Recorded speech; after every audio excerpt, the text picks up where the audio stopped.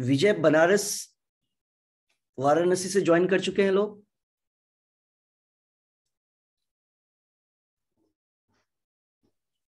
मेरी आवाज आ रही है आप तो? जी प्रभु कॉल कर रहे हैं। अनिल हरे कृष्णा प्रभु जी। हाँ, पवन ज्वाइन कर लिया? प्रभु ये जस्ट ज्वाइन कर रहे हैं, 1 मिनट, क्योंकि ये टीम का ये जो है ना, इसका थोड़ा सा इशू है, ये लॉगिंग प्रभु। ओके, सो हम लोग स्टार्ट करेंगे। Okay, Hare Krishna. So just fold your hand, आप सभी हैंड को फोल्ड करो और मेरे साथ रिपीट करिए। ओम अज्ञानतिमिरान्धस्य ज्ञानाञ्जनशलाकया चक्षुरुन्मीलितं येन तस्मै श्रीगुरुवे नमः। नमो ओम विष्णुपादाय कृष्णपृष्ठाय भूतले श्रीमते भक्तिवेदांत स्वामिन्निति नामिने। नमस्ते सारस्वते देवे गौरवाणी प्रचारिणी निर्विशेष शून्यवादी पाश्चात्य देशतारिणी। जय श्री कृष्ण चैतन्य प्रभु नित्यानंद श्री अद्वैत गदाधर श्रीवासादि गौर भक्त वृंदा। हरे कृष्णा कृष्ण कृष्णा हरे हरे, हरे राम राम राम हरे हरे।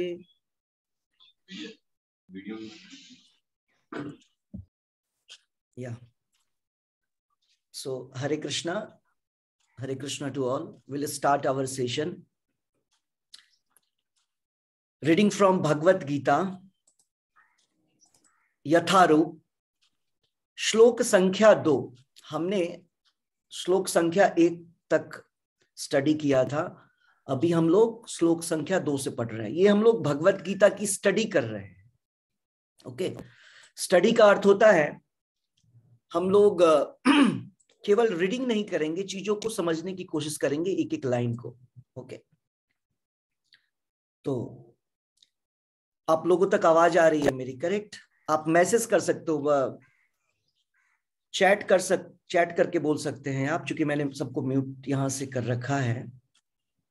ओके, विजय मेरी आवाज आ रही है?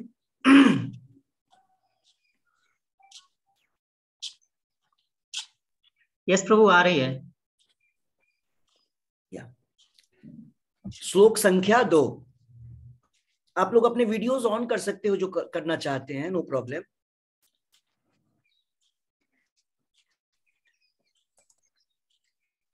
ओके।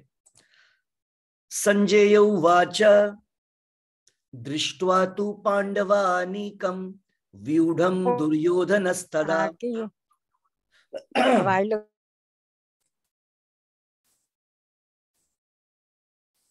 दुर्योधनस्तदा आचार्यम उपसंगम्य राजा वचनम अब्रवीत।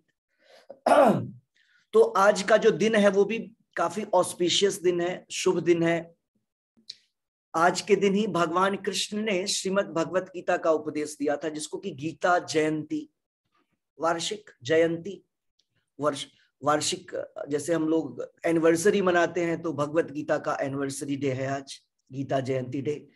आज के दिन ही भगवान कृष्ण ने भगवत गीता का उपदेश दिया था, और वो वार्ता जो है 45 मिनट का चला था, एक मुहूर्त का, 48, एक मुहूर्त से 3 सेकेंड ज्यादा था वो, 3 मिनट ज्यादा था वो। 48 मिनट्स में भगवान कृष्ण ने भगवत गीता युद्ध के मैदान में बोला था। दोनों पार्टियां तैयार हैं। हाँ, राहुल, सारे लोग हैं वहां से देखने वाले या केवल तुम हो? प्रभु सभी लोग को भेज दिया था लिंक मैंने। हरे कृष्णा प्रभु। लेकिन हमने ऐसे तो बोला नहीं था सबको भेज देने के लिए। बोर्ड रूम में क्यों नहीं बैठे आप लोग? अच्छा, टीवी नहीं है आपके पास वहां पे? टीवी नहीं है प्रभु। तो सभी है अटेंड कर रहे हैं? कैसे पता चला कर रहे हैं? जी प्रभु। हरे कृष्णा प्रभु जी। ये कौन है? क्लास अभी हो रही है क्या? माता जी, आपकी क्लास नहीं है ये। आप लोग अच्छा, सुबह, हाँ, आप लोग लॉग आउट कर सकते हैं। सुबह की क्लास समाप्त हो गई, वो 4:30 में अलग होगी, है ना? उसको राहुल, सभी इंश्योर की हो, सभी है या नहीं है? जी जी प्रभु। हरे कृष्णा प्रभु जी। अच्छा, ठीक है, सभी है। Okay, yes. So Bhagavad Gita की शुरुआत हम लोग भी कर रहे हैं। हमारा इनिशियल श्लोकास फर्स्ट चैप्टर श्लोक संख्या 2। तो इस पूरे अध्याय में जिसका नाम प्रभुपाद जी ने रखा है सैन्य निरीक्षण, युद्ध स्थल में, in the battlefield of Kurukshetra, सैन्य निरीक्षण, ऑब्जर्वेशन ऑफ द आर्मीज। ठीक है, अलग अलग नाम अलग अलग आचार्य अलग अलग दृष्टिकोण से डालते हैं, तो प्रभुपाद जी ने इसका इस प्रकार से डाला है। ओके, क्योंकि यहां पर मोर ओवर क्या, कुछ लोग बोलते हैं अर्जुन विषाद योग, क्योंकि अर्जुन क्या करेगा, अर्जुन यहां पर लैमेंट मतलब बड़ी ही उदास होता है और विषाद करता है। प्रभुपाद जी ने क्या नाम डाला है, प्रभुपाद जी ने नाम आचार्यों, चूंकि हमारे आचार्यों ने इस प्रकार से डाला है, भक्ति विनोद ठाकुर ने observation of the armies at the field of Kurukshetra. क्योंकि अभी जो भी वर्णन होगा वो क्या वर्णन होगा, जैसे संजय से धृतराष्ट्र ने पूछा कि हमारे पुत्र क्या कर रहे हैं, मतलब वो जानना चाह रहा है फील्ड में क्या हो रहा है। अब संजय उनको बतलाएंगे कि फील्ड में क्या क्या हो रहा है। तो यहां पर संजय जो कि धृतराष्ट्र के सेक्रेटरी भी हैं सारथी भी हैं, तो संजय उवाच, संजय ने कहा, मैं वर्ड टू वर्ड भी पढ़ूंगा, दृष्टवा देखकर तू, लेकिन पांडव अनीकम, पांडवों की सेना को, व्यूढ़म व्यूह रचना को, दुर्योधन राजा दुर्योधन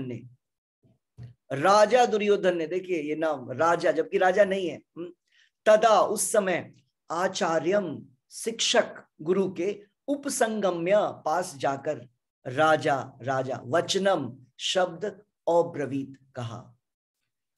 अनुवाद और तात्पर्य श्रील प्रभुपाद जी द्वारा। श्रील प्रभुपाद की जय।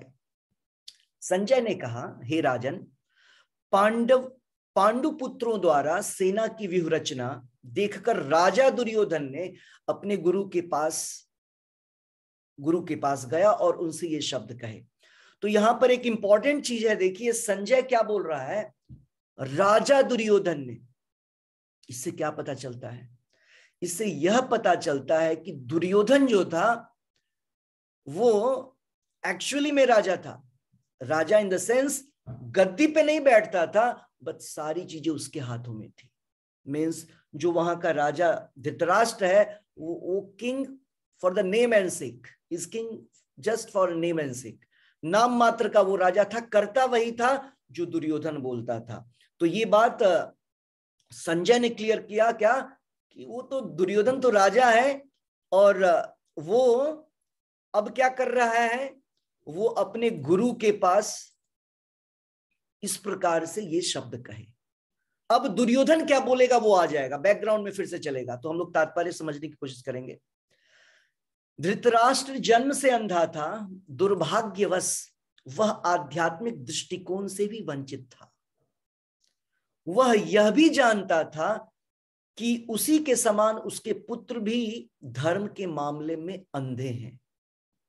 उसे विश्वास था कि वे पांडवों के साथ कभी भी समझौता नहीं कर पाएंगे, क्योंकि पांडव जन्म से पवित्र थे। आई थिंक हमने ये कर दिया था श्लोक,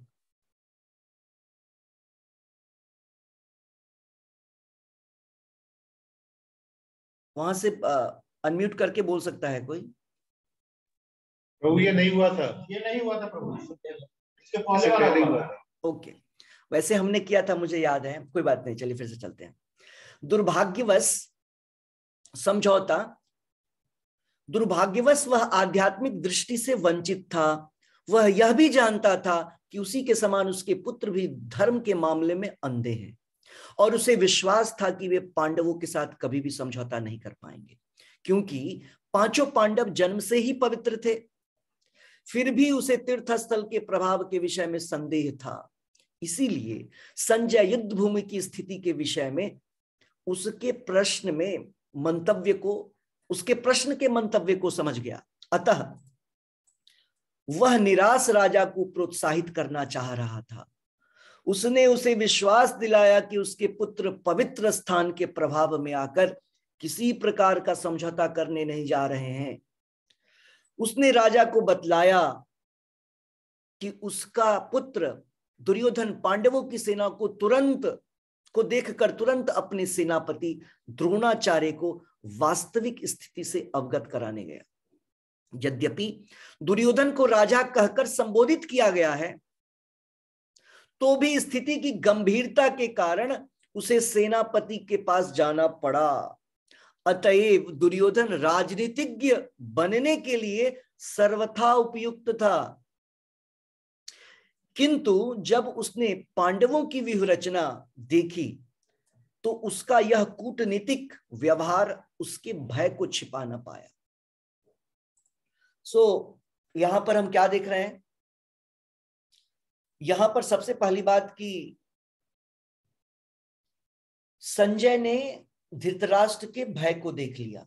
धृतराष्ट्र का भय, जो पहले श्लोक में हमने देखा कि वो भयभीत था, कि वो जगह जो था वो भी फेवरेबल था पांडवों के लिए, धर्म युद्ध, और ये सारे लोग जन्म से क्या है, पुण्यात्मा है, पवित्र है, और बचपन से ही, जन्म से ही, अगर आप जन्म के विषय में भी पढ़ेंगे किस प्रकार से दुर्योधन और पार्टी, दुर्योधन और उसके अन्य भाइयों का जन्म हुआ था, वो भी शुभ नहीं था, अशुभ तरीके से जन्म हुआ था उसका।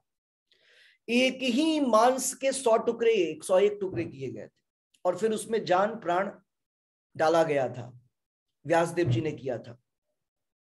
ओके, सो वो अशुभ था, और उसके जन्म के बाद बहुत सारी bad omens, omens in the sense अशुभ चीजें दिखनी शुरू हो गई थी जब दुर्योधन का जन्म हुआ था। तो और महाभारत में यह भी वर्णन है कि दुर्योधन एक्चुअली में दैत्यों का भेजा हुआ पर्सन था। ओके, तो यहां पर धृतराष्ट्र जो है उसको ये सारी चीजें के विषय में उसको पता था, इसीलिए वो भयभीत था कि पता नहीं क्या होगा। तो उसके भय को हटाने के लिए संजय ने क्या बोला, कॉम्प्रोमाइज करने संजय नहीं, दुर्योधन नहीं जा रहा है। वो तुरंत व्यूह रचना को देख करके दुर्योधन जो पांडवों की व्यूह रचना को देख करके दुर्योधन द्रोणाचार्य के पास गया है डिस्कशन करने के लिए। भले ही वो है राजा, द्रोणाचार्य सेनापति है, करेक्ट, भीष्मदेव सेनापति है, फर्स्ट डे सेनापति वैसे तो भीष्म थे, करेक्ट, तो वो दोनों के पास जा रहा है, और ये राजा है। लेकिन कूटनीतिज्ञ, बढ़िया कूटनीतिक कौन होता है? जो सलाह लेता है अपने सलाहकारों से। राजा जब खुद से डिसीजन लेता है ना, बिना किसी चर्चा के अपने सलाहकारों से, तो वो अच्छे किंग नहीं कहे जाते हैं। जो बेस्ट मैनेजर्स होते हैं, लीडर्स होते हैं, वे हर समय पॉजिटिव नेगेटिव सारे चीजों का आकलन करते हैं। तो उसी प्रकार यहां जो दुर्योधन है वह भी पांडवों की सेना को देख करके, उनके व्यूह रचना को देख करके, किस प्रकार से सेनाएं तैयार हैं, वो अपने सेनापति के पास, अपने गुरु के पास जाता है। और लेकिन प्रभुपाद जी बतला रहे हैं कि उससे उसके डर का पता चलता है। ओके, उसके डर भी वहां दिखते हैं, क्योंकि वो भयभीत हो गया पांडवों की व्यूह रचना को देखते हुए। Okay, so will go to the next shloka. अब इन सारे श्लोकों में ज्यादा फिलॉसफी नहीं है, थोड़ी थोड़ी सी फिलॉसफी है जो प्रभुपाद जी डाल रहे हैं। ज्यादातर बस आपको पता चलेगा कौन क्या कर रहा है, कौन किधर क्या है। तो श्लोक संख्या 3,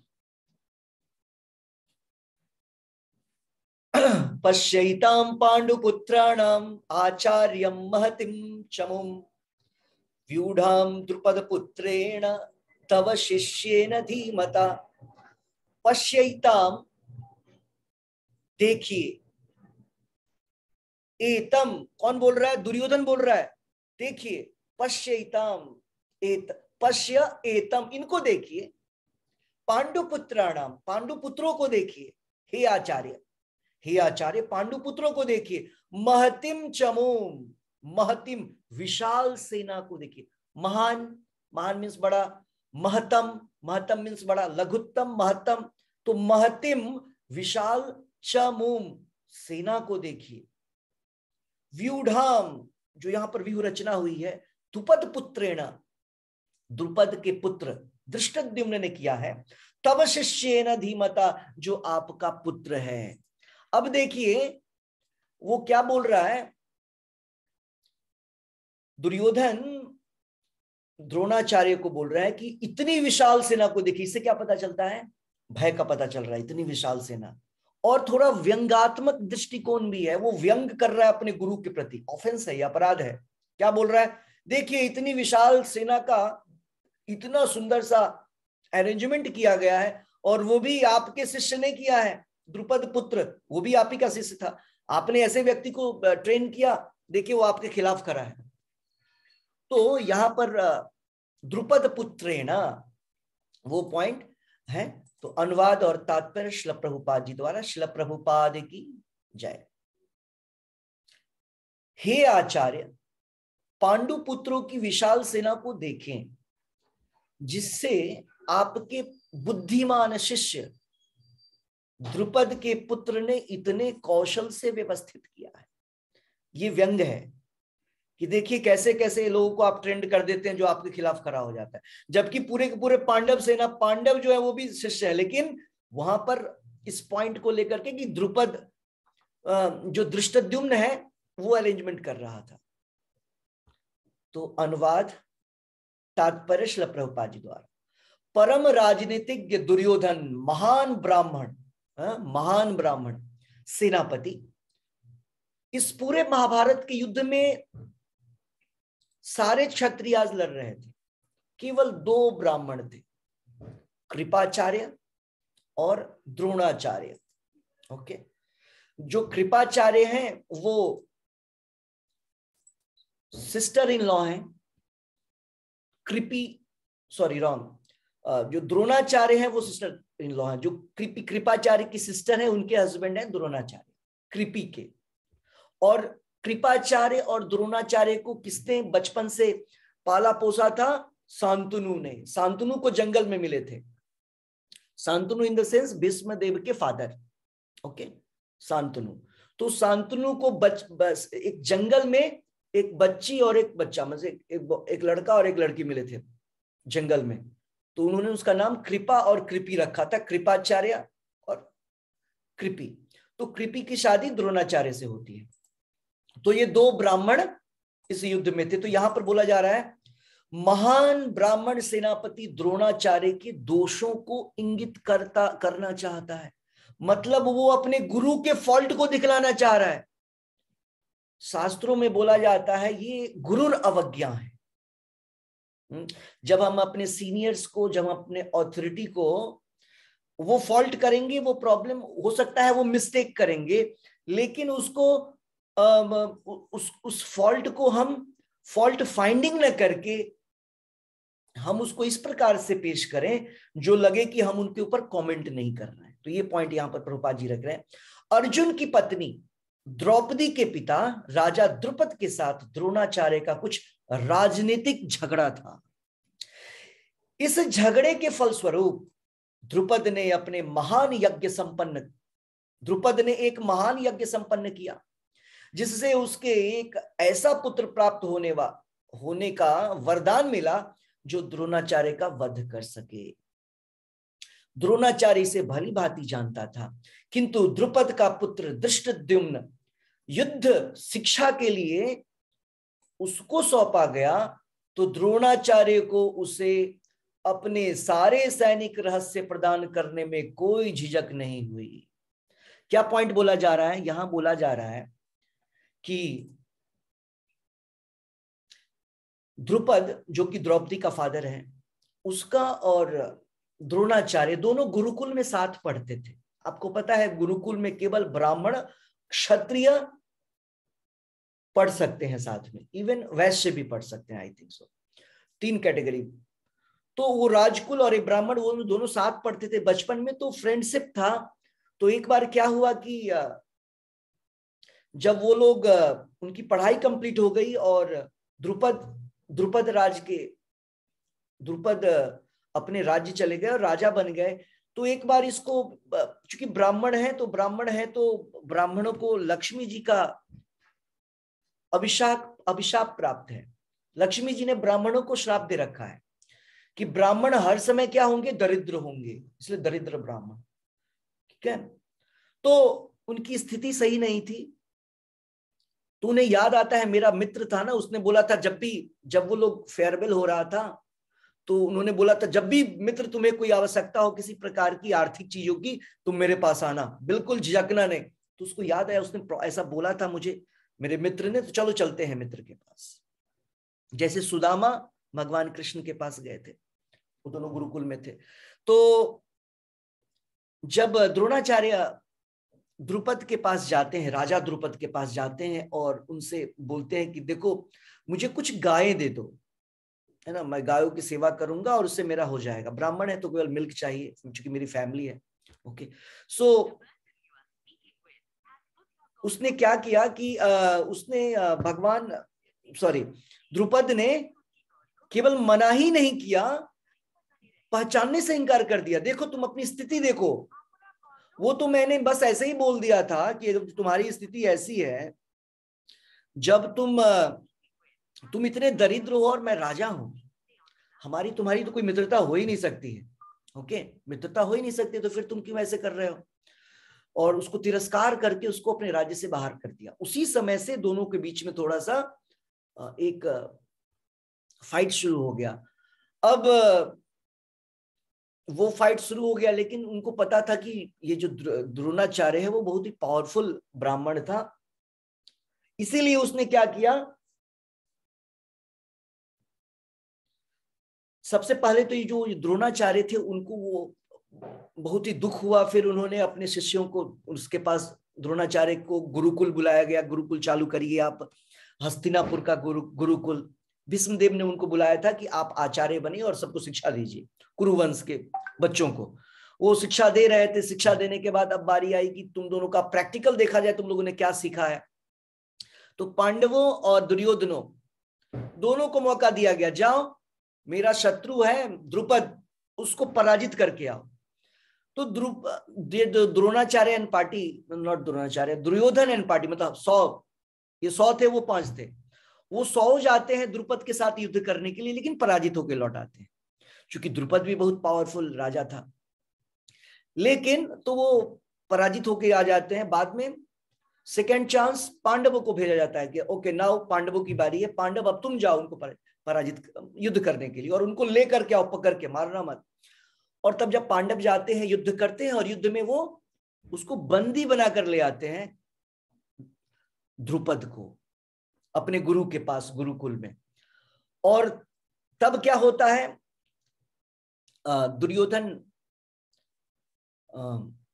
द्रोणाचार्य जो है, जब उनके सामने द्रुपद आता है तो द्रुपद को बोलता है देखो वैसे तो तुम्हारा पूरा राज्य मेरा है, क्योंकि मेरे शिष्यों ने तुम पर विजय प्राप्त किया, मतलब मैंने तुम पे विजय प्राप्त किया है, लेकिन फिर भी मैं तुम जैसा काम नहीं करूंगा, क्योंकि तुम क्षत्रिय हो, तुमको जगह चाहिए, तुमको क्षेत्र चाहिए, राज्य चाहिए जिसमें तुम शासन करो। क्षत्रिय का क्या कार्य है? क्षत्रिय का कार्य है, भगवत गीता के 18वें अध्याय में भगवान बतलाते हैं क्षत्रिय का क्या कार्य है। वो बतलाते हैं कि शौर्यम, तेजः, वीर्यम, युद्धे चापि धृति रक्षा, धृति दक्षम, युद्धे चापि अपलायनम, ईश्वर भावस्य छात्रम, ईश्वर भावस्य। क्षत्रिय के पास ये 7 गुणों की व्याख्या की गई है। क्षत्रियों के पास 7 गुण होते हैं, ब्राह्मणों के पास 9 प्रकार के गुण होते हैं, उसकी भी व्याख्या भगवान ने की है। समः दमो तपः शौचम क्षात्रम, समः दमः तपः शौचम शांतिर आर्जवम एवं। अब ये जो है ब्राह्मण के लक्षण हैं, 9 प्रकार के लक्षण होते हैं, ठीक है। और क्षत्रिय में 5, 7, वैश्य में 5, और शूद्र जो है उसके पास कोई क्वालिफिकेशन नहीं होता है। तो सबसे पहली बात, ये क्षत्रिय, ब्राह्मण, वैश्य, शूद्र जो है ये कोई जन्मजात नहीं है। अभी क्या समझते हैं हम, अरे हम ब्राह्मण के घर में है तो हम ब्राह्मण हो गए, नहीं। भगवान कृष्ण ने ये डिवीजन किया। भगवान कृष्ण भगवत गीता में बोलते हैं 3रे अध्याय में, चातुर्वर्णम मया सृष्टम, मैंने 4 वर्ण को बनाया है, मेरे द्वारा बनाया गया है। और आधार क्या है बनाने का? कौन ब्राह्मण होगा? ये नहीं ब्राह्मण के घर में हम जन्म लेंगे तो हम ब्राह्मण हो जाएंगे, ऐसा नहीं। गुण कर्म विभाग से, उसके पास गुण होने चाहिए ब्राह्मणों के और उसके कर्म ब्राह्मणों के होने चाहिए। वो भले ही किसी शूद्र घर में जन्म लिया है लेकिन उसके लक्षण अगर ब्राह्मण के तो ब्राह्मण कहलाएंगे। अगर वो ब्राह्मण कुल में है और उसके लक्षण ब्राह्मणों के नहीं है तो उसको द्विज बंधु बोलते हैं। द्विज बंधु जो ब्राह्मण कुल में है, ब्राह्मण का लक्षण नहीं है, मतलब नाम का ब्राह्मण है। तो अभी क्या है, सारे लोग नाम के ब्राह्मण हैं, कोई ब्राह्मण नहीं है, लक्षण नहीं है। समह दमह, समह का अर्थ होता है कंट्रोलिंग ऑफ माइंड, दमह का अर्थ होता है कंट्रोलिंग ऑफ सेंसेस। समह दमह, तपह, तपह मतलब तपस्या। समह दमह तपह, शौचम क्लीनिनेस। क्लीनिनेस कैसे, एक तो बाहर से स्नान करेंगे वो अलग, मंत्रोच्चारण करना, हरे कृष्ण महामंत्र का जप करना, इंटरनल क्लीनिनेस के लिए। समह दमह तपह शौचम, शांतिर टॉलरेंस, हमारे अंदर वो क्षमता होनी चाहिए क्षमा करने की, टॉलरेंस, शांतिर। आर्जवम ऑनेस्टी, डिटर्मिनेशन, शांतिर आर्जवम एव च आस्तिक्यम। तो कहने का अर्थ है ये जो डिविजन्स है ना ब्राह्मण, जो आप यहां इसमें सुन रहे हैं, ब्राह्मण था, ये था, ये ऐसा नहीं समझना है कि अरे ये तो वहां भी अच्छा ब्राह्मण था, हम भी ब्राह्मण हैं, ऐसा नहीं। हम क्या है, इसकी भी व्याख्या शास्त्रों में दी गई है। कलौ शूद्र संभवा, कलयुग में सारे लोग शूद्र हैं, ये एक लाइन है। दूसरी जगह बोला गया है जन्मना जायदे शूद्रा, जन्म के साथ हर एक व्यक्ति शूद्र होता है। फिर कैसे, ब्राह्मण क्षत्रिय वैश्य, संस्काराद भवे द्विज, द्विज मीन्स ब्राह्मण, संस्कार के साथ व्यक्ति। तो संस्कार क्या होता है, गुण और कर्म। ऐसा भी इतिहास में वर्णन है कि जैसे कोई अगर किंग का बेटा है, जैसे कोई किंग है, जैसे एक किंग हुए हैं ऋषभदेव, उनके 100 पुत्र थे, तो 100 पुत्रों में 9 पुत्र तो क्षत्रिय बनते हैं, बाकी सारे ब्राह्मण। इस तरीके से डिवीजन, कुछ नहीं, कुछ शूद्र भी बनते हैं। तो कहने का अर्थ है जन्म कहां लिया इससे कोई मतलब नहीं है, आपके अंदर गुण कैसा है उससे डिवाइड, उससे पता चलता है कि आप ब्राह्मण क्षत्रिय वैश्य शूद्र हैं। ये ठप्पा नहीं लगा होना है कि हम कहां जन्म लिए हैं, वो नहीं, हमें गुण और कर्म कैसा है। क्योंकि कृपी और कृपाचार्य, देखिए कृपाचार्य कैसे जंगल में मिले थे, लक्षण ब्राह्मण के थे तो वो बन गए वो। जैसे आप जानते हैं भगवान परशुराम जामदग्नि, उनके फादर ऋषि थे। ओके, और उनकी बहन जो थी वो, उनकी शादी क्षत्रिय से हुई थी, वो राजा थे, तो थोड़ा सा मेडिसिन का हेरा फेरी हो गया था, करेक्ट, एक्चुअली मेडिसिनल प्रॉब्लम हो गया था, क्षत्रिय गुण उसमें और इसमें ऐसे करके। लेकिन फिर भी मैं क्या बतलाना चाह रहा हूं, क्षत्रिय गुण था, केवल वेद पाठन नहीं करते थे परशुराम, करेक्ट। जैसे यहां पर हम क्या देख रहे हैं, तो ब्राह्मण, लेकिन क्या है वो, महान क्षत्रिय सैनिक सेनापति हैं वो।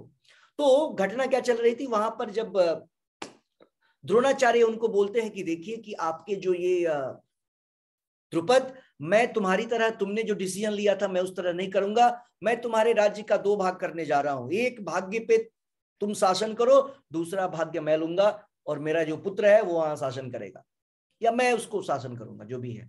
तो अश्वत्थामा और ये दोनों मिलकर के उसको चला रहे थे और दूसरा पार्ट उसको दे दिया, यही उसको पनिशमेंट दिया गया था, फिर उसको लौटा दिया गया था। तो ये चल रहा था। इसके बावजूद जब उसको गुस्सा, तो ऑब्वियसली किसी के राज्य, किसी का धन का बंटवारा हो जाए तो आदमी खुश तो नहीं रहता है, तो ये चीज उसके हर समय हृदय में था द्रुपद के। तो उसने एक यज्ञ किया, महान यज्ञ, और उसका यज्ञ का जो, अब देखिए कैसा यज्ञ कर रहा है वो, यज्ञ क्या इस प्रकार का होना चाहिए, किसी की हत्या करनी है मुझे, वो यज्ञ कर रहा था ऐसा पुत्र हो मुझे जो इस द्रोणाचार्य का वध कर सके। और लेकिन फिर भी ठीक है, ऐसा यज्ञ किया उसने, और उस यज्ञ कुंड से 2 लोग निकले। जब यज्ञ में उसने हवन डाला तो 2 लोग निकले, एक पुरुष, एक तो लेडीज और एक जेंट्स। एक निकला धृष्टद्युम्न, दूसरी निकली द्रौपदी, हवन कुंड से निकली थी द्रौपदी। और ये तो कोई पूछेगा ये क्या हवन कुंड से कोई कैसे निकल सकता है, जन्म हो सकता है, कैसे हो सकता है? तो आपको समझना चाहिए हवन कुंड से जन्म नहीं हुआ है। देवता लोग, ऋषि लोग, वो आत्मा जो कहीं और है उसको उसके थ्रू निकालते हैं। कहीं से भी निकल सकता है, जन्म तो कहीं से हो सकता है किसी का। ये हायर ऑथोरिटी डिसाइड करता है कि किसका जन्म कैसे होगा। एग से होगा, उसके बाद जैसे आप देखते हैं कि अलग अलग जीवों में स्वेटिंग से होता है, अलग अलग। ब्रह्मा जी के हाथ से, पैर से, सर से, हृदय से, अलग अलग पोर्शन से अलग अलग लोग जन्म लेते हैं, अलग अलग ऋषि पैदा होते हैं। हायर ऑथोरिटी, पावरफुल पर्सनैलिटीज जो थे उनका कहीं से भी इस तरीके से हो सकता था। तो ये दोनों देवताओं के द्वारा प्रदान किया गया था। देवता, ये कहीं उसका जन्म हुआ था, वो उसके थ्रू अपीयर हुआ था, ऐसा नहीं कि जन्म हुआ था हवन कुंड से। तो यहां पर वही बतलाया जा रहा है कि द्रोणाचार्य को पता था, सबको पता था कि वो एक बड़ा हवन कर रहा है द्रोणाचार्य को का वध करने के लिए। एक पुत्र वो पुत्र चाह रहा है यज्ञ करके, और उसको पुत्र भी हुआ है, और वो पुत्र जो है द्रोणाचार्य का वध करेगा, क्योंकि गलत नहीं हो सकता है ऐसा। तो फिर भी द्रुपद ने, चूंकि बेस्ट ट्रेनर कौन था, शिक्षक कौन था, द्रोणाचार्य, उनके पास भेजते हैं। और द्रोणाचार्य उसको क्या करते हैं, एक्सेप्ट भी कर लेते हैं और सारे सीक्रेट भी बतला देते हैं। यहां पर उसी पॉइंट को दुर्योधन बोल रहा है, कितने बड़े मूर्ख हैं आप। आपको पता था कि ये व्यक्ति आपको मारेगा, क्योंकि पांडव तो नहीं मारेगा ना, इसलिए पांडवों को नहीं वहां अंकित किया है। ये आपका प्रिय आपका ये शिष्य है धृष्टद्युम्न, जो आपको पता था कि आपको ये मारेगा, और उसको आपने सारे सीक्रेट बतला दिए, जितने युद्ध के कुशल जो आर्ट है सब बतला दिया फाइट का।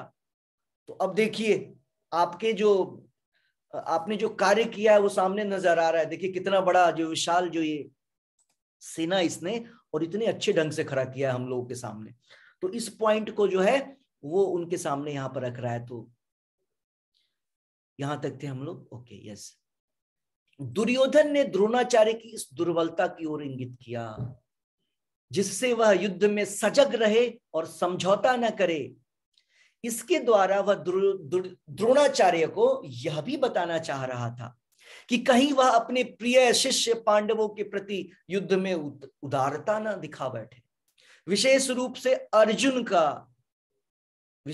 से अर्जुन उसका अत्यंत प्रिय एवं तेजस्वी शिष्य था। दुर्योधन ने यह भी चेतावनी दी कि युद्ध में इस प्रकार की उदारता से हार हो सकती है। तो यहां 2-3 पॉइंट्स और है इसमें, जिसको मैं आपके सामने रखूंगा। वो पॉइंट यह है, दुर्योधन यहां पर एक कूटनीतिज्ञ, डिप्लोमैट की तरह काम कर रहा है। क्या? सबसे पहले उसने द्रोणाचार्य के दुर्बलता को बतलाया, ये आपका मिस्टेक था।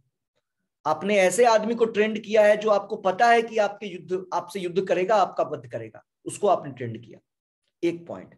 और दूसरा पॉइंट वो यह बतलाना चाहता, पहले तो मिस्टेक कर लिया आपने, नो प्रॉब्लम, अब नहीं मिस्टेक करेगा। किसी तरीके का सॉफ्ट कॉर्नर नहीं होना चाहिए हार्ट में कि मेरा शिष्य है। एक्चुअली में दुर्योधन पांडवों की ओर इशारा कर रहा है, जो प्रभुपाद जी ने लास्ट लाइन लिखा है, द्रोणाचार्य के प्रिय तो शिष्य पांडव हैं। तो इसलिए बता रहे कि एक गलती तो आपने किया, ऐसे व्यक्ति को ट्रेंड देकर के, अगर वो नहीं होता तो इस तरीके का नहीं होता कहानी। यहां पर कहानी थोड़ी डिफरेंट होती है, एटलीस्ट संकट थोड़ा कम होता हमारा। लेकिन अब आप जो है ना पांडवों की तरफ, और अर्जुन विशेषता, बिल्कुल आपको सॉफ्टली फाइट नहीं करना है, पूरे अपने शक्ति के साथ युद्ध करना है, कोई भी सॉफ्ट कॉर्नर नहीं होना चाहिए। तो ये उसके कूटनीतिज्ञ चालें थी जो वो चल रहा था। द्रोणाचार्य को पहले से सजग कर रहा था कि युद्ध में कोई लिबर्टी नहीं दिखलाना है, लिबरल नहीं होना है कि सामने अर्जुन हो गया तो युद्ध ही नहीं करेंगे। आपको पूरी शक्ति के साथ, पूरी क्षमता के साथ युद्ध करना है। ओके, तो इस प्रकार से यहां पर हम क्या देख रहे हैं कि दुर्योधन जो है द्रोणाचार्य से इस प्रकार की बातें कर रहा है। अब दुर्योधन ही उनको दिखला रहा है सेनाओं के बारे में। देखिए कौन कौन से लोग कहां कहां हैं। अत्र शूरा महेश्वासा भीमा अर्जुन समायुधि युयुधानो विराटश्च द्रुपदश्च महारथः।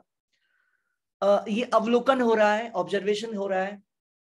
पांडवों की पार्टी में कौन कौन है। अत्र वहां, शूरा अत्र शूरा शूरवीर कौन कौन है। तो इसमें अलग अलग लोगों का वर्णन है, तो ये वर्ड टू वर्ड है, हम लोग इसको बस ट्रांसलेशन पढ़ते जाएंगे। सुनिए, इस सेना में भीम तथा अर्जुन के समान युद्ध करने वाले अनेक वीर धनुर्धर हैं। कौन कौन वो धनुर्धर। अर्जुन के अलावे भी कोई धनुर्धर अच्छा है क्या, नाम सुनिए। यथा महारथी युयुधान, विराट तथा द्रुपद। द्रुपद बहुत पावरफुल था तीरंदाजी में। विराट नगर के जो राजा थे। और युयुधान, युयुधान को तो स्वयं अर्जुन ने ही ट्रेंड किया था। तात्पर्य, यद्यपि युद्ध कला में द्रोणाचार्य की महान शक्ति के समक्ष धृष्टद्युम्न महत्वपूर्ण बाधक नहीं था, किंतु ऐसे अनेक योद्धा थे जिनसे भय था। दुर्योधन इन्हें विजय पथ में अत्यंत बाधक मानता था, क्योंकि इनमें से प्रत्येक योद्धा भीम तथा अर्जुन के समान दुर्जेय था। उसे भीम तथा अर्जुन के बल का ज्ञान था, इसीलिए वह अन्यों की तुलना इन दोनों से करता है। यहां पर क्या बतलाया जा रहा है कि चूंकि भीम को तो पता, दुर्योधन को पता था भीम और अर्जुन कितने पावरफुल हैं, बचपन से साथ थे, गुरुकुल में कई बार फाइट भी होता था और देख चुके थे उनकी शक्तियों को। लेकिन ये जो बड़े बड़े लोग थे ना, उनके बारे विषय में सुना था उसने, क्योंकि वो उसके फादर के टाइम के लोग हैं। विराट नगर के जो राजा हैं, द्रुपद हैं, ये सब बहुत एल्डरली पर्सन है, बहुत पावरफुल पर्सन है। तो वो तुलना कर रहा है, ये अर्जुन और भीम से थोड़े कम लोग नहीं है, ये सब वैसे ही पावरफुल लोग हैं ये लोग। ओके, सो नेक्स्ट श्लोक, जस्ट लास्ट श्लोक करेंगे हम लोग। दृष्टकेतु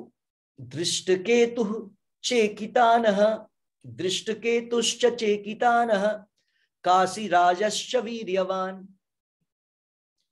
पुरजीत कुंती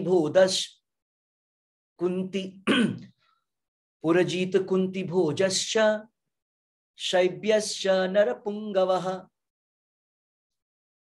अनुवाद, इसके साथ ही दृष्टकेतु, चेतिकान, काशीराज, पुरजीत, कुंती भोज तथा शब्य जैसे महान शक्तिशाली योद्धा भी हैं। ओके, नेक्स्ट श्लोक। युधामन्युश्च विक्रांत उत्तमौजाश्च वीर्यवान, सुभद्रौ द्रौपदेयाश्च सर्व एव महारथाः। ये सब वर्णन है बस लोगों का। पराक्रमी युद्धामन्यु, अत्यंत शक्तिशाली उत्तमौजा, सुभद्रा का पुत्र तथा द्रौपदी के पुत्र, ये सभी महारथी हैं। महारथी का अर्थ क्या होता है। महारथी एक रथी, महारथी एक रथी मतलब जो एक से ही फाइट कर सकता है एक बार में। महारथी लोग एक व्यक्ति ना सैकड़ों से फाइट कर सकते हैं, उसको बोलते हैं महारथी। One person can fight with hundreds, thousands, वो महारथी। अस्माकं तु दृष्ट्वा ये तानि, स्माकं तु विशिष्टातान् निबोध द्विजोत्तम, नायकामं सैन्यस्य संज्ञार्थतान् ब्रवीमीते। अब क्या हुआ, अब तक तो दुर्योधन ने पांडवों के विषय में बतलाया था, अब बोल रहा है अब हमारे सेनाओं नायकों के विषय में सुनिए। किंतु हे ब्राह्मण श्रेष्ठ, आपकी सूचना के लिए मैं आपकी सेना के उन नायकों के विषय में बताना चाहूंगा जो मेरी सेना को संचालित करने में विशेष रूप से निपुण है। अब यहां पर भय का पता चलता है सबसे पहले जब वो बतला रहा है ना। और प्रभुपाद जी दो चीजें लिखते हैं आगे कि एक तो भय का भी पता चल रहा है कि वो भयभीत है देख करके, और अपने आप को भय से बाहर और शो करने के लिए मैं भयभीत नहीं हूं, अब वो अपने सेना नायकों के विषय में, जो बड़े बड़े लोग होंगे उनके विषय में बतलाएगा। ठीक है, ये वर्णन होगा वहां पर। तो यहां पर ओवरऑल अभी 20-25 श्लोक तक जो है, 20-25 नहीं, अराउंड 14 नंबर श्लोक तक केवल यही सब होगा, जहां जब शंखनाद होता है, दोनों तरफ से शंखनाद होता है, मतलब शंख जब बज गया, ब्लोइंग ऑफ द कॉन्च, उसके बाद युद्ध शुरू हो सकता है, कोई किसी से फाइट कर सकता है। लेकिन कॉन्च ब्लो होने के बाद अचानक से भगवान कृष्ण कुछ करते हैं कमाल। तुरंत अर्जुन को बोलते हैं, अर्जुन चलो मैं तुमको दिखलाता हूं कौन कौन से लोग युद्ध करने के लिए तुमसे आए हैं। और भगवान कृष्ण सारथी बन के आए थे, पार्थ सारथी, वो रथ को लेकर के जाते हैं, बीचों बीच डाल देते हैं, सेनयोर उभयोर मध्य, दोनों सेनाओं के मध्य में जाकर के रथ को खड़ा करते। सारे लोग आश्चर्यचकित, ये क्या हो रहा है, अब तो फाइट होना है, अकेले क्यों, तो कोई युद्ध नहीं कर रहा है, सभी देख रहे हैं कि वासुदेव कृष्ण और अर्जुन क्या करने वाले हैं। 48 मिनट तक सब ऐसे ही खड़े रहते हैं, और तब अर्जुन को मोहित करने का काम करते हैं भगवान कृष्ण, दिखला करके, देखो वो तुम्हारे गुरु हैं, ये तुम्हारे तातश्री हैं, जिन्होंने तुम्हारा सब कुछ बचपन से देखभाल इन्होंने किया, इन दोनों ने, और ये तुम्हारे भाई हैं, ये तुम्हारे ये हैं, ये तुम्हारे ये हैं, मामा है, अलग अलग लोग वहां पे खड़े थे। ठीक है, सो इस प्रकार से अर्जुन को मोहित करते हैं, और अर्जुन तब वहां पे विषाद शुरू करता है, लैमेंट शुरू करता है। अर्जुन मना करता है युद्ध से, मैं युद्ध नहीं करूंगा, बहुत सारे रीजनिंग देता है, वो रीजन सारे अच्छे लगते हैं, सही लगते हैं। युद्ध की कामना से सत्ता हासिल करने के लिए मुझे अपने लोगों को मारने की क्या आवश्यकता है, मुझे अपने भाइयों को मारने की क्या आवश्यकता है, और सत्ता मिल भी गई तो मैं किसके साथ एंजॉय करूंगा, बस 5 बचेंगे, सारे भाई तो मर जाएंगे, सारे रिलेटिव्स तो मर जाएंगे, जब रिलेटिव ही नहीं बचेंगे तो किनके साथ एंजॉयमेंट होगा। जनरली हम लोग क्या करते हैं, हमारे पास कुछ होता है तो किसको दिखलाते हैं ना, लोगों को बुलाते हैं, पार्टियां करते हैं, सभी मिल करके शो ऑफ, हम लोग शो करने की कोशिश करते हैं, लोगों के साथ मिल के बांटते हैं चीजों को।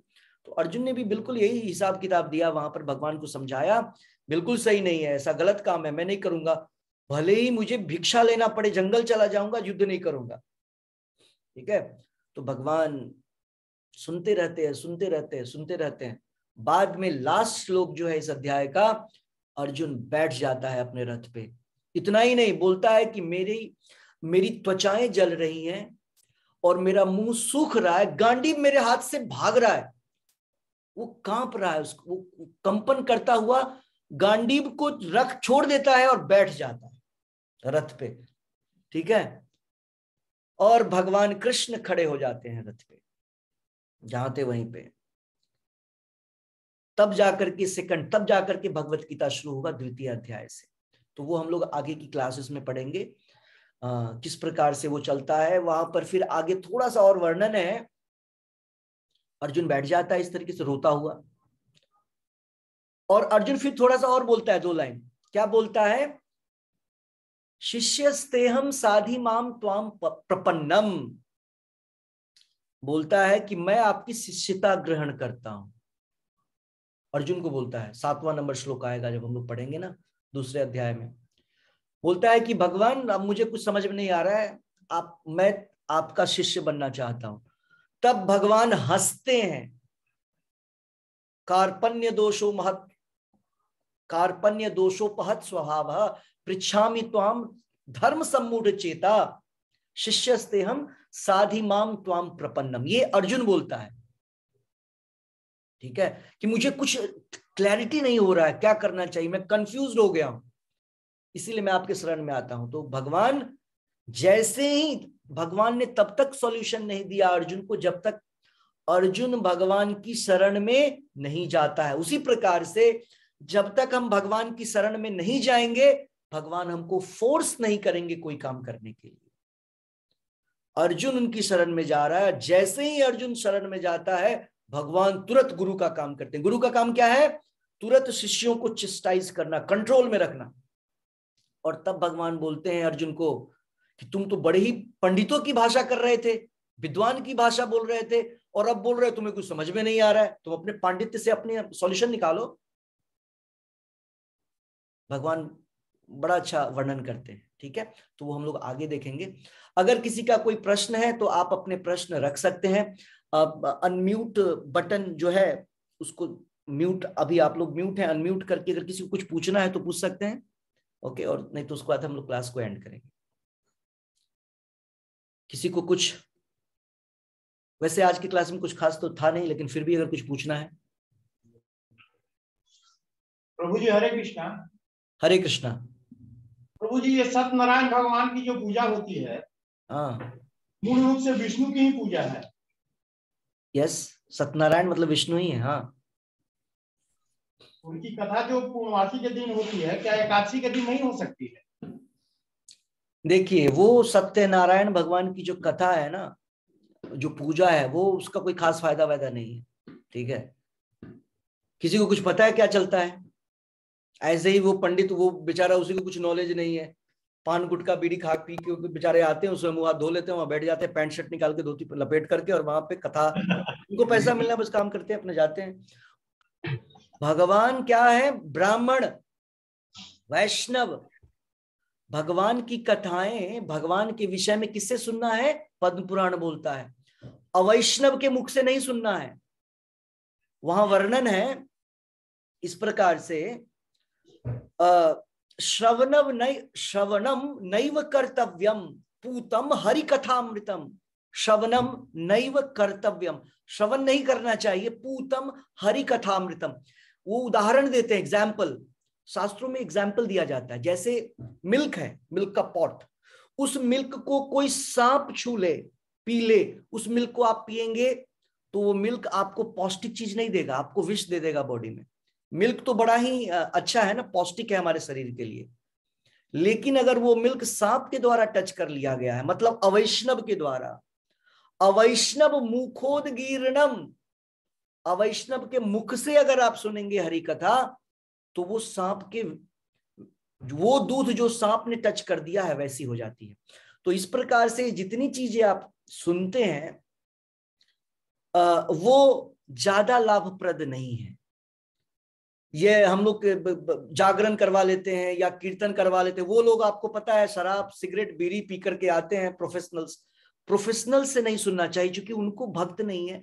इसीलिए हर समय भक्त की चीजें, भगवान की चीजें भक्तों से सुनना चाहिए। भक्त का अर्थ होता है वैष्णव, ब्राह्मण। वैष्णव ब्राह्मण से भी ऊपर होता है। ओके, क्यों? क्योंकि ब्राह्मण तो रावण भी था, ब्राह्मण तो कोई भी हो सकता है, ब्राह्मण किसी देवता की पूजा कर सकता है, लेकिन वैष्णव ब्राह्मण जो भगवान कृष्ण को सरेंडर्ड है, भगवान विष्णु को, नारायण को। तो मेरे कहने का अर्थ ये था, जो हम लोग सत्यनारायण, तो क्या करें, कोई नहीं है तो कुछ तो हो ही गया, उससे बेहतर है आपको आप स्वयं पढ़े, भगवत गीता आपके पास है, उनको बुलाने से कहीं बेहतर है हम 2 घंटे भगवत गीता का एक आदमी बोलेगा, 5 आदमी घर के बैठ सुनेंगे, उससे कहीं बेहतर है। क्यों? क्योंकि प्रभुपाद जी जो भगवत गीता आप लोग के पास है यथारूप, वो ओरिजिनल है, आप इंटरप्रेट नहीं कर रहे हैं, जो उसमें लिखा है उसको बोल रहे हैं। लेकिन जिनसे आप सुनते हैं सत्यनारायण भगवान की कथा, वो कथा क्या लिखा रहता, आज तक कुछ समझ में आया आपको? उससे बताइए, बचपन से कितनी बार सुना होगा, बहुत सारे लोगों ने, हो गए होंगे दसों सैकड़ों टाइम, आज तक कुछ समझ में आया? कोई बतलाइए आप लोगों में से, जितने लोगों ने आज तक कथा सुना है, कुछ समझ में आया है? ऐसा करना क्या है? या हमने यही समझा हम लोगों ने, मैं आपकी बात बोलता हूं, क्या ये काम तो पंडित जी का है बोलने पढ़ने का, पतरा लेके आते हैं, हमारा काम नहीं है ये सब। पंडित जी अपना आए, कुछ बोल दिए, चल दिए, हमारा काम तो वही जो हम करते आ रहे हैं। लेकिन ये डिफरेंस है प्रभुपाद जी की पुस्तक को पढ़ने का। प्रभुपाद जी की पुस्तक को जब पढ़ेंगे तो आपको पता चलेगा पढ़ करके आपका काम क्या है, आपका कर्तव्य क्या है। क्योंकि हमारा आपका जितने जीवन है सबका कर्तव्य एक ही है, जो प्रभुपाद जी की पुस्तक को पढ़ने पे पता चलता है। जब प्रभुपाद जी की पुस्तक को पढ़ेंगे तो लगता नहीं है कि ये कोई शास्त्र वास्त्र है, क्योंकि हमारी आदत क्या थी पहले पढ़ने की, जब हम ये गीता रामायण और इस सब की पाठ पढ़ते थे तो लगता था बस वहीं तक का काम है, बस जो 2 घंटा 4 घंटा बिताया समय यही समय है, बाद में तो जो अपना मन करना है दिन भर जो करना है करो। नहीं, प्रभुपाद जी ऐसा नहीं बोलते हैं, प्रभुपाद जी चेंज करते हैं, बोलते हैं, प्रभुपाद जी बोलते हैं चैंटिंग करिए, जाप करिए, 16 माला का मिनिमम जप 2 घंटा, पहला क्वालिफिकेशन ये करना पड़ेगा। दूसरा, नो मीट ईटिंग, मांसाहार नहीं होना है, गैम्बलिंग नहीं होना है, नशे की चीजें नहीं होनी है। दूसरी, सॉरी, गैम्बलिंग मीन्स जुएबाजी, सट्टेबाजी, हॉर्स राइडिंग, ये सारी चीजें, ठीक है, गैम्बलिंग। इंटॉक्सिकेशन, नशे की चीजें, इंक्लूडिंग टी एंड कॉफी, नशा में बाकी चीजें तो वैरायटी है ही, चाय कॉफी भी। और last one, no illicit affairs. हाँ, अब ये अवैध स्त्री संघ या अवैध पुरुष संघ, ये दोनों चलता है। तो प्रभुपाद जी की जब पुस्तकें पढ़ते हैं तो कसा जाता है, हमको बतलाया जाता है, देखो तुम ये कर रहे हो, ये नहीं करना है। क्योंकि शास्त्र और शस्त्र या शिष्य, प्रभुपाद जी बोलते हैं, सब एक ही धातु से बना है। शस्त्र, शस्त्र से भी किसी को कंट्रोल में लाते हैं, शास्त्र के द्वारा भी जो शिष्य होता है, जो शास्त्र को पढ़ता है, वो शिष्य होता है गुरु का। तो गुरु शास्त्र के द्वारा शिष्य को क्या करता है, टाइट करता है। टाइट करता है मतलब रेगुलेट करता है, उसकी गलतियों को बतलाता है और बोलता है ये चीजें तुमको नहीं करना है, जिसको निषेध बोलते हैं, डूज एंड डोंट्स। क्या नहीं करना है, क्या करना है, इसका पता केवल प्रभुपाद जी की पुस्तक को पढ़ के पता चलता है। इसीलिए ये पावरफुल है, यही ओरिजिनल है, यथारूप है। बाकी आज तक कुछ भी आपने पढ़ा होगा, ना आपको पता, ना आपके ऊपर के लोगों को पता, किसी ने कुछ बतलाया नहीं आज तक करना क्या है। पंडित जी का काम है, उनको पैसे दे दो, 100 रुपया 100, पुराने जमाने में 21 चला करता था, 11, 21, 101, 151, काम चल रहा है, वो अपना आ रहे हैं जा रहे हैं, हम भी अपना काम कर रहे हैं।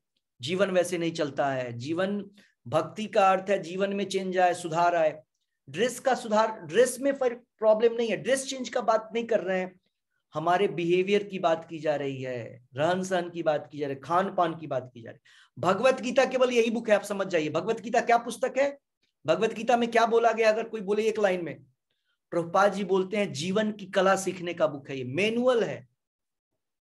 जैसे कोई भी आइटम लाते हैं तो उसके साथ एक मैनुअल आता है ना, कैसे ऑपरेट करना है। तो उसी प्रकार से भगवत गीता मनुष्य जीवन को कैसे ऑपरेट करना है, कैसे फंक्शनल बनाना है, ये भगवत गीता में भगवान बोलते हैं। तो हम लोग को क्या कर रहा है, भगवत गीता पढ़ के अपने आप को ऑपरेट उसी के अनुसार करना। जैसे भगवान बोल रहे हैं, प्रभुपाद जी लिख रहे हैं, वैसे ऑपरेट करेंगे तो इस शरीर का पूरा फायदा उठा पाएंगे। जैसे होता है ना, किसी भी वस्तु का, कोई भी गैजेट लेके आए, उसका पूरा भरपूर फायदा उठाना है तो पूरा नियमों को पालन करेंगे तभी मिलेगा। आधा अधूरा पता है तो पूरा फीचर्स का फायदा नहीं। इस फीचर का, इस बॉडी का फुल फीचर्स का आनंद उठाने के लिए भगवत गीता को फॉलो करना होगा। तो ये डिफरेंस है। जो जितनी कथाएं, जितने भागवत सप्ताह ये सब सुनते हैं, ज्यादा फायदा नहीं होगा। अगर वो व्यक्ति सही नहीं होगा तो और आप पे उल्टा ही असर हो जाएगा, इसका भी रिएक्शन होता है, ठीक है। इसीलिए कथा बेहतर क्या है, आप क्या करें, या तो कोई डिवोटी बोल रहा है, भक्त बोल रहा है, प्रभुपाद जी के शिष्यों अगर बोल रहे हैं तो प्रभुपाद जी से अलाइन होकर के बोलेंगे। अगर नहीं, आप पुस्तक को खोलिए, आप पढ़िए पुस्तक को, हिंदी में है, अलग अलग लैंग्वेजेस में है, 74 लैंग्वेजेस में है प्रभुपाद जी की पुस्तकें, सारे लैंग्वेज, उर्दू में, फारसी में, सब में है, फ्रेंच में, जर्मन में, रसियन में। उतनी लैंग्वेज तो हमको पता भी नहीं जितनी लैंग्वेज में है, ठीक है। तो उसको पढ़िए और फॉलो करिए। पंडित प्रभुपाद जी बोलते हैं गुरु खुद बन जाओ पढ़ के। गुरु मतलब समझो और उसको करो, ठीक है। किसी और का कोई प्रश्न है? लास्ट क्वेश्चन, फिर एंड करेंगे हम लोग।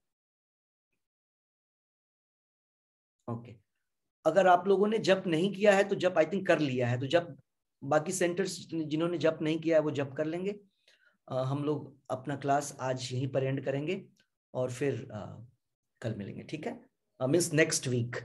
श्री श्री राधा वृंदावन चंद्र की जय, श्री श्री निताई गौरंग की जय, अनंत कोटि वैष्णव वृंद की जय, श्रीमद् भगवत गीता की जय, गीता जयंती महामहोत्सव की जय, वृंद देवी तुलसी महारानी की जय, निताई गौर प्रेम नंदे हरि हरि बोल।